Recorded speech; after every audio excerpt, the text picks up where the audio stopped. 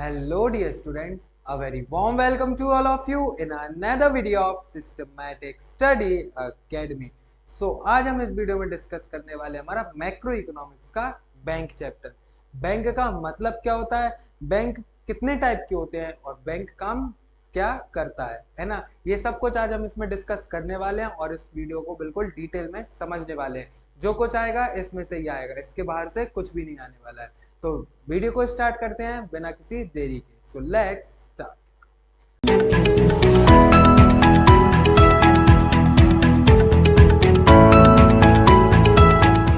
Bank bank आपके कितने type के होते हैं, क्या होते हैं, उसको समझने से पहले हमें ये पता होना चाहिए कि बैंक क्या होता है।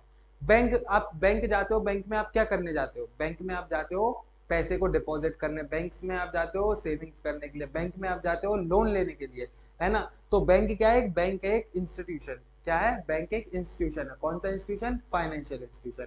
बैंक एक फाइनेंशियल इंस्टीट्यूशन है जो आपका क्या एक्सेप्ट करता है? डिपॉजिट एक्सेप्ट करता है। एक फाइनेंशियल इंस्टीट्यूशन जो आपके डिपॉजिट्स एक्सेप्ट करता है एंड आपको क्या प्रोवाइड करता है? लोन प्रोवाइड करता है। क्या करता है? लोन प्रोवाइड करता है। वो जो आप बैंक डिपॉजिट एक्सेप्ट करता है उसके बदले में आपको क्या देता है? डिपॉजिट्स आप कभी भी निकाल भी सकते हो वो बैंक से, है ना। आप बैंक्स में डिपॉजिट भी देते हो और उससे कभी भी उसको डिमांड डिपॉजिट की तरह निकाल सकते हो, है ना।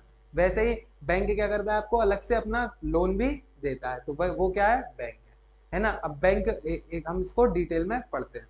अ bank is a financial institution that accept deposit of money from the public, withdrawal by checks, otherwise use of money so collected for lending to the household, firms and government। मतलब bank पैसा भी हमारा deposit करता है, उसके साथ साथ deposit करने के साथ साथ हम अपना पैसा कभी भी निकाल सकते हैं। एंड बैंक हमें क्या देता है? लोन भी देता है। लोन किस किस को देता है? वो हाउस होल्ड को भी देता है, फर्म्स को भी देता है एंड गवर्नमेंट को भी देता है। इतना समझ आया? बैंक का मतलब समझ आया? बैंक आपका डिपॉजिट लेता भी और डिपॉजिट्स को पे भी करता है और उसके साथ साथ आपको लोन भी प्रोवाइड करता है। ये क्या है? आपका बैंक है। अब बैंक देखो सिलेबस में आपके ये जो अब बैंक्स कितने तरीके के होते हैं, आपके सिलेबस में सिर्फ दो ही तरीके दिए हुए हैं, दो टाइप्स दिए हुए हैं। एक कमर्शियल बैंक और आपका एक दिया हुआ है सेंट्रल बैंक। आपको सिर्फ दो ही पढ़ने हैं, central bank and commercial bank. जो आपके ये बाकी के corporate, regional, land, EXIM, exchange, development bank, ये सारे हैं आपके, ये आपके सिलेबस में नहीं है। तो आपके सिलेबस में है कमर्शियल बैंक एंड आपका सेंट्रल बैंक। तो ये दोनों हम समझते हैं बिल्कुल डिटेल में। अगर आपको ये भी सब पढ़ना है तो आप ये रीड पॉज करके रीड कर सकते हैं, ठीक है ना। अब देखो कमर्शियल बैंक। अब कमर्शियल बैंक क्या होता है? कमर्शियल बैंक होता है आपके पब्लिक का बैंक। कमर्शियल बैंक किसके लिए होता है? हमारे पब्लिक के लिए, जहां पर हमारी जो जनरल पब्लिक रहती है, पब्लिक अपना पैसे को डिपॉजिट करती है ना, और बैंक से क्या लेती है? लोन लेती है। बस वो क्या है? हमारे कमर्शियल बैंक। कमर्शियल बैंक बनाई किसके लिए? हमारी पब्लिक के लिए, जहां पब्लिक अपना पैसा डिपॉजिट कर सकते हैं और उसके बदले में इंटरेस्ट ले सकती है एंड जहां से पब्लिक लोन भी ले सकती है और लोन के बदले में क्या? ईएमआई में उनके बैंक को लोन पे कर सकती है, ठीक है ना। इधर क्या लिखा हुआ है? These banks accept deposit from public and give short period loan to the individuals, traders, business institution. मतलब इंडिविजुअल मतलब प्राइवेट बंदे को भी, किसी एक बंदे को भी या फिर किसी बिजनेस फर्म को भी लोन लेना होता है तो कमर्शियल बैंक उनको भी देती है। इतना समझ आ गया? इट क्रिएट्स डिपॉजिट मनी और क्रेडिट मनी। ये क्या करती है? डिपॉजिट को क्रिएट करती है और क्रेडिट मनी को भी क्रिएट करती है। कैसे करती है वो हम आगे पढ़ेंगे, बट आपको कमर्शियल बैंक समझ आ गया। देखो जो कमर्शियल बैंक है वो तीन सेक्टर्स में डिवाइडेड है। कितनी कैटेगरीज में डिवाइडेड है?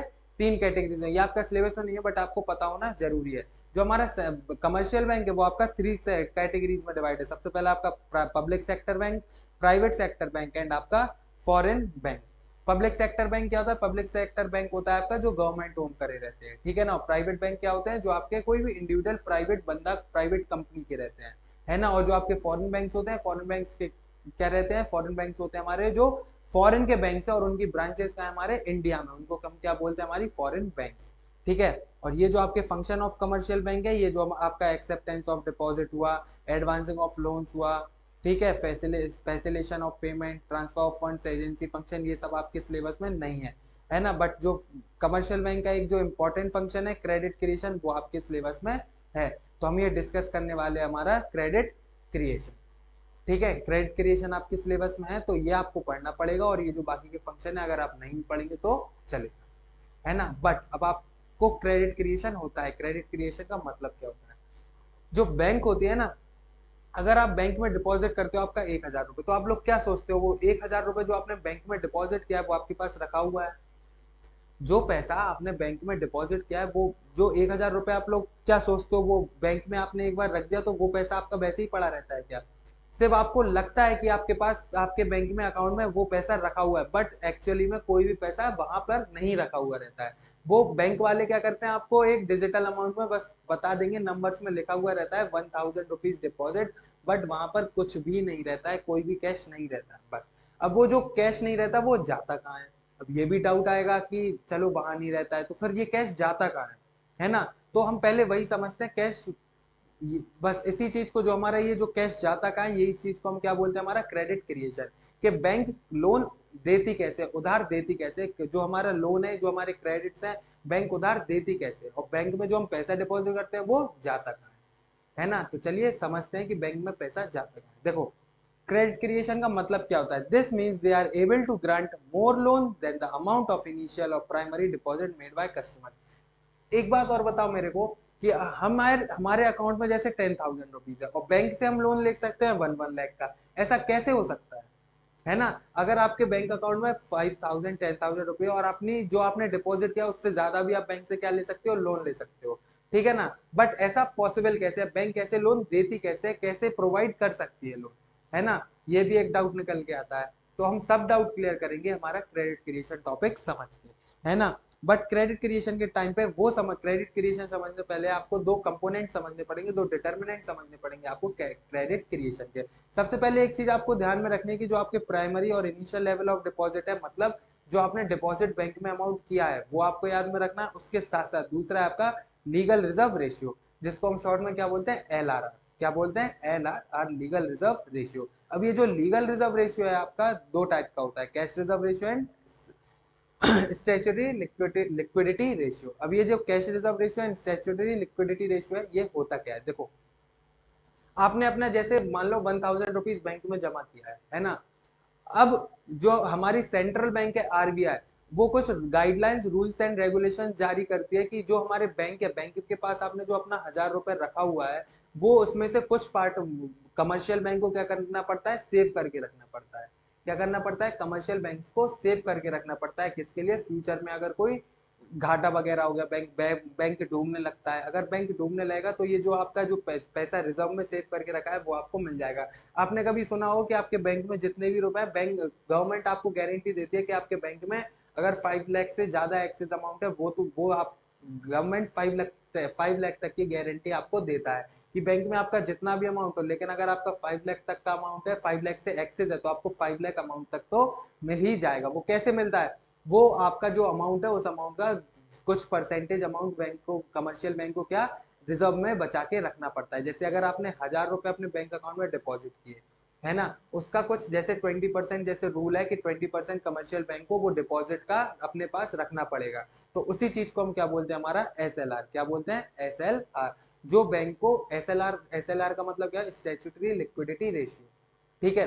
वो पैसा जो बैंक, जो कमर्शियल बैंक को जो डिपॉजिट आया है कमर्शियल बैंक के पास, उसका कुछ परसेंटेज अमाउंट अपने पास रिजर्व करके रखना पड़ता है, उसको हम बोलते हैं SLR, स्टैट्यूटरी लिक्विडिटी रेशियो। समझ आया? एक बार और सुन लो क्योंकि बहुत इंपॉर्टेंट है। जब कमर्शियल बैंक के पास डिपॉजिट आता है, और जब कमर्शियल बैंक के पास डिपॉजिट आता है, उस डिपॉजिट का कुछ अमाउंट, कुछ परसेंटेज अमाउंट कमर्शियल बैंक को अपने पास बचा के रखना पड़ता है एज अ रिजर्व। कभी कभी कोई घाटा आ जाए, बैंक डूबने लगता है, उस टाइम के लिए कमर्शियल बैंक को कुछ परसेंटेज ऑफ अमाउंट क्या करके रखना है, सेव करके रखना पड़ता है ना? तो वही अमाउंट को हम क्या बोलते हैं? Statutory liquidity ratio. वही रेट को हम बोलते हैं स्टैट्यूटरी लिक्विडिटी रेशियो। वही परसेंटेज अमाउंट जो हमें सेव, कमर्शियल बैंक को सेव करके रखना पड़ता है, उसको हम बोलते हैं स्टैट्यूटरी लिक्विडिटी रेशियो। मैंने इतनी बार बोल दिया, अब तो समझ आ ही गया होगा, है ना? अब दूसरा SLR आपको समझ में आ गया, बट ये CRR, कैश रिजर्व रेशियो, क्या है? कैश रिजर्व रेशियो का मतलब होता है, देखो, कमर्शियल बैंक को अपने पास तो कुछ अमाउंट रखना पड़ता है, बट उसके साथ साथ RBI मतलब हमारी जो सेंट्रल बैंक है उसके पास भी उसका कुछ परसेंटेज अमाउंट रखना पड़ता है। जैसे मान लो आपने 1,000 रुपए बैंक में ट्रांसफर किया, 1,000 रुपए बैंक में डिपॉजिट किया, ठीक? अब वो 1,000 रुपए में जो आपने बैंक में डिपॉजिट किया है, ठीक, उसका आपको 15% जैसे अपने पास, मतलब रिजर्व बैंक में एसएलआर स्टैट्यूटरी लिक्विडिटी रेशियो में 15% आपको अपने पास तो कमर्शियल बैंक में रखना ही पड़ेगा। ठीक है, कमर्शियल बैंक में 15% रखना पड़ेगा, और जो आपका 5% है 5% आपको रखना पड़ेगा किसमें, सीआरआर में। सीआरआर किसका होता है, सेंट्रल बैंक का। किसमें, सेंट्रल बैंक में। तो समझ आया, आपका जो एसएलआर स्टैट्यूटरी लिक्विडिटी रेशियो होता है वो एक रेट रहता है, परसेंटेज अमाउंट रहता है जिसको कमर्शियल बैंक को अपने पास रखना पड़ता है, डिपॉजिट का कुछ परसेंटेज अमाउंट कमर्शियल बैंक को अपने पास रखना पड़ता है। और सीआरआर कैश रिजर्व रेशियो क्या होता है, कैश रिजर्व रेशियो होता है जो सेंट्रल बैंक के पास जो कमर्शियल बैंक को सेंट्रल बैंक के पास अपना कुछ परसेंटेज अमाउंट रखना पड़ता है, उसको हम बोलते हैं कैश रिजर्व रेशियो। दोनों में डिफरेंस समझ आ गया, बहुत ही इंपॉर्टेंट चीज है। अगर समझ नहीं आया तो रिवाइंड करो वीडियो को, फिर से उसको देखो, स्लो मोशन में भी करके देख सकते हो आप लोग, आसानी से समझ आ जाए। ठीक है, क्योंकि बहुत इंपॉर्टेंट टॉपिक है। अगर आपको एसएलआर और सीआरआर समझ नहीं आएगा तो ये टॉपिक आगे समझ में नहीं आने वाला, इसीलिए अच्छे से सीआरआर और एसएलआर समझना जरूरी है। ठीक है, अगर नहीं आए तो एक बार और सुन लो। एसएलआर का मतलब होता है स्टैट्यूटरी लिक्विडिटी रेशियो।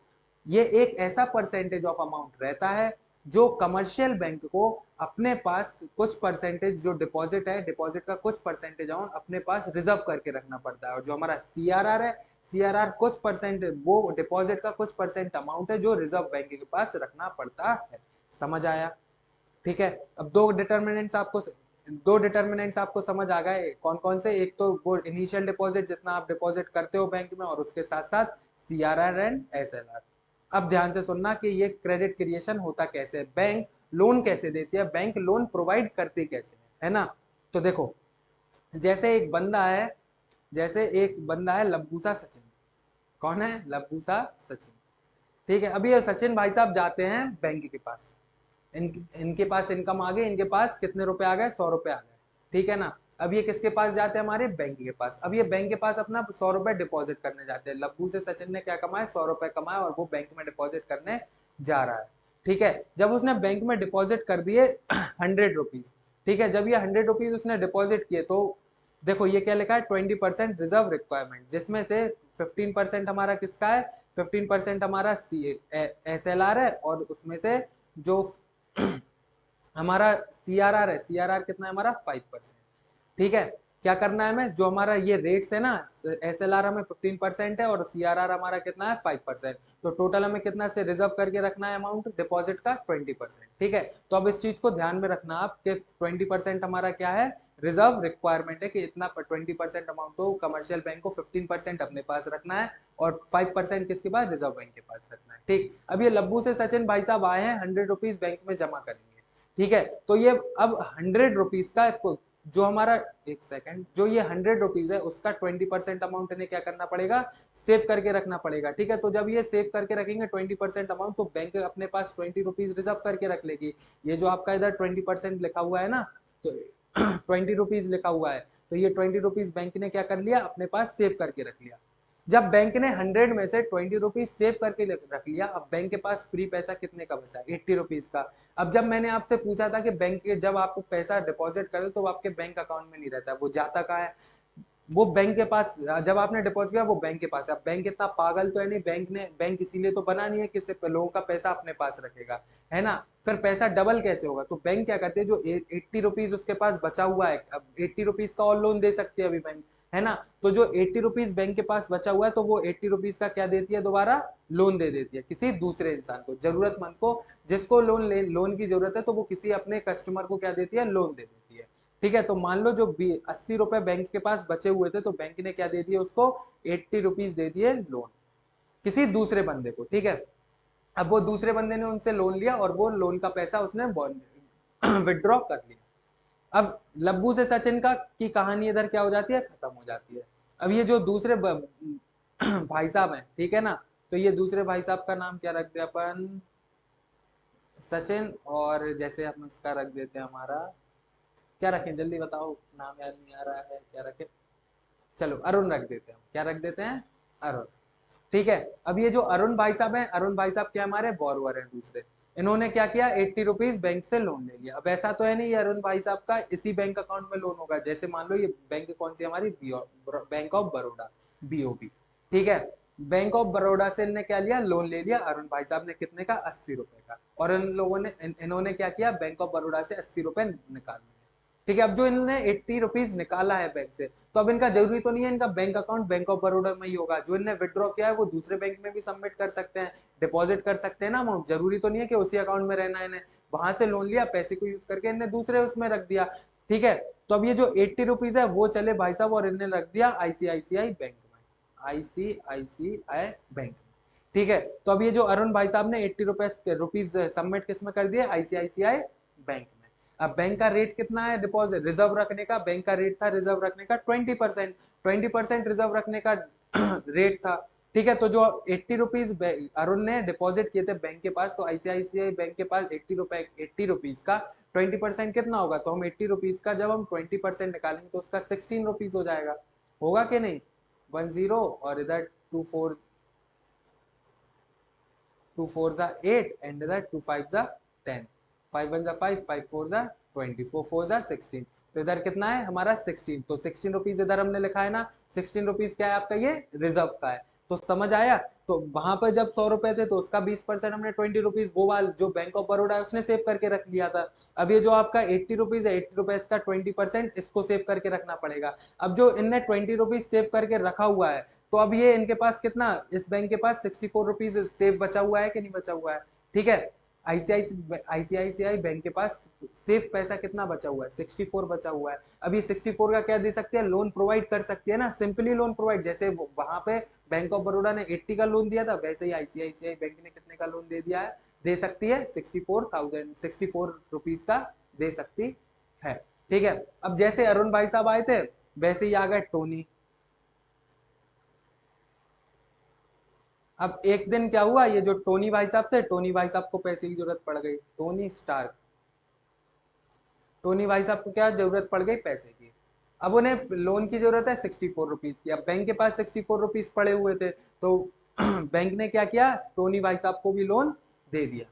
ठीक है, कितने का, 64 का। अब यही क्या चलती रहेगी, साइकिल चलती रहेगी चलती रहेगी। अब ये जो 64 है, अब ये टोनी भाई साहब जाएंगे एक दूसरे बैंक में क्या करेंगे, पैसे को सबमिट करेंगे। अब जो ये 64 है, अब 64 का रेट क्या है, 20%, तो ये जो बैंक है, बैंक ये बैंक है एचडीएफसी बैंक। ठीक है, कौन सी है, एचडीएफसी बैंक। तो एचडीएफसी बैंक को क्या करना पड़ेगा, 64 रुपीज का 20% निकालना पड़ेगा।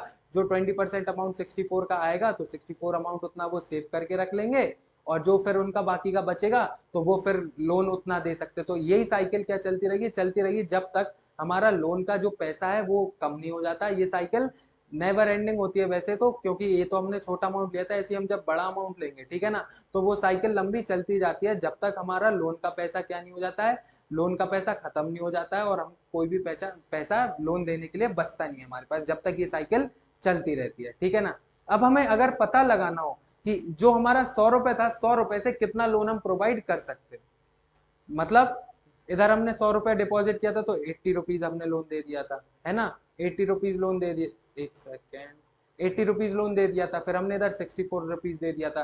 तो एक 100 रुपए से हम कितना लोन प्रोवाइड कर सकते हैं, कैसे पता लगाएंगे, देखो, तो उसके लिए एक फॉर्मूला होता है।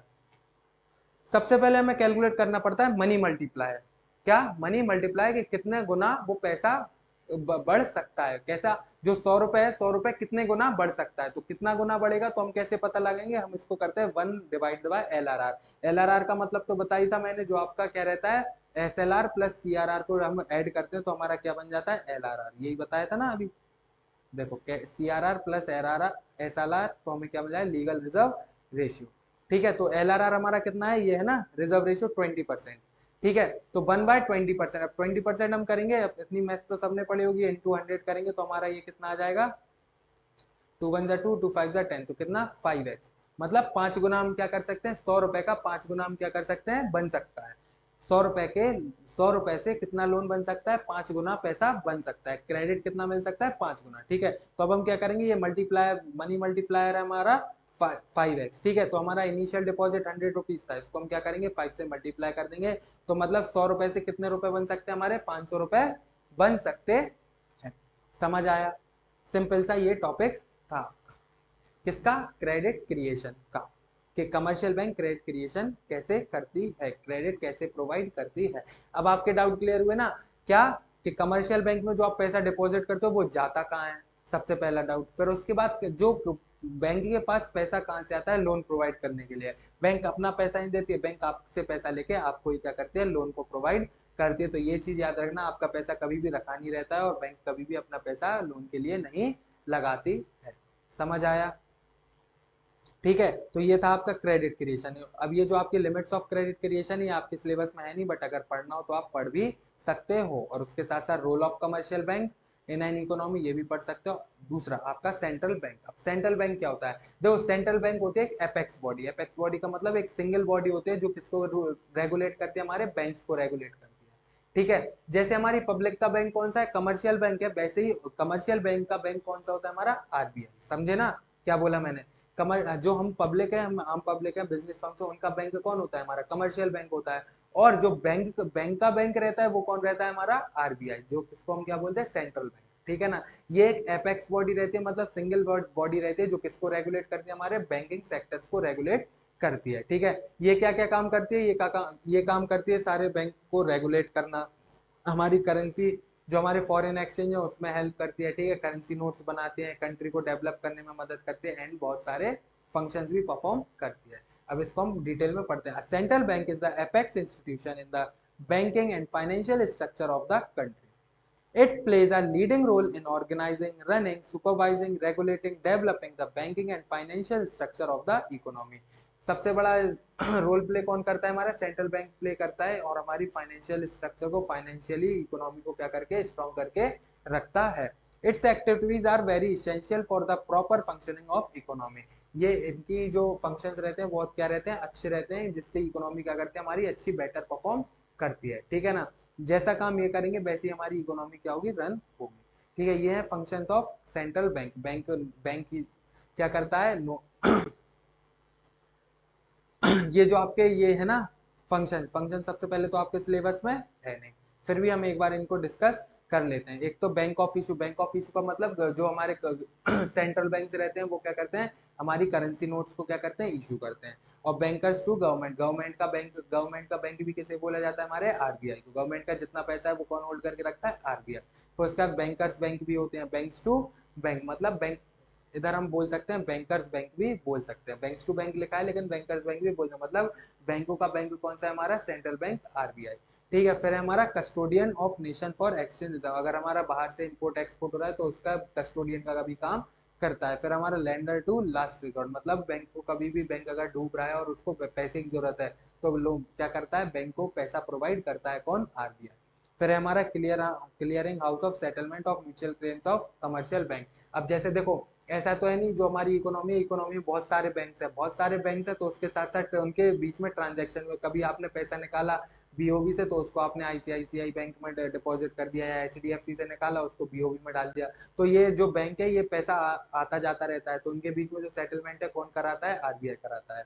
फिर उसके बाद कंट्रोलर ऑफ क्रेडिट। अगर कोई बैंक ज्यादा क्रेडिट ना दे दे, डूब ना जाए, इसीलिए उनको कंट्रोल भी करता है। Promotional and development function. Promotional and development function का मतलब क्या होता है, ये कंट्री के इकोनॉमी के डेवलपमेंट के लिए भी काम करती है और उसको प्रमोट भी करती है। और जो publication of economical and statistical information, जो भी इन्फॉर्मेशन हमारी इकोनॉमी के लिए अच्छी होती है उनको भी क्या करता है, पब्लिश करता है। और अब क्रेडिट क्रिएशन को कंट्रोल कैसे करते हैं वो भी एक टॉपिक है, बट आपके सिलेबस में वो चीज नहीं है तो हम उसको डिस्कस भी नहीं करते हैं। जो चीज थी आपके लिए इंपॉर्टेंट थी, अब मैंने बोला था कि हम इसको पढ़ेंगे समझेंगे, बट इसको लर्न याद कैसे रखेंगे, हमने वो भी बात की थी।